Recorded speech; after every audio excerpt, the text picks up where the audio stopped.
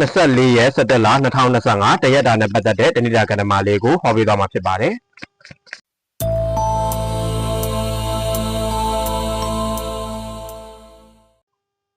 အင်တာဗျူးကိစ္စတွေရှိရင်သတင်းကောင်းကြားရမယ်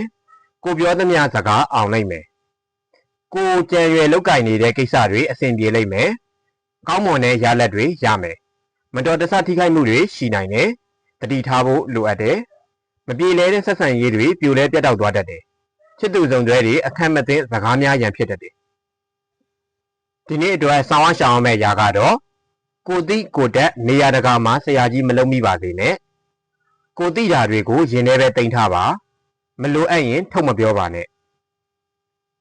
lucky number နဲ့ universe message ကိုဗီဒီယိုရဲ့အဆုံးသတ်မှာထည့်ပေးထားပါတယ်တနေ့တာလုံးအဆင်ပြေချောမွေးကြပါစေဗီဒီယိုကိုအဆုံးနဲ့တိကြည့်ပေးရတဲ့အတွက်ကြောင့်မို့လို့အားလုံးကိုကျေးဇူးတင်ပါတယ်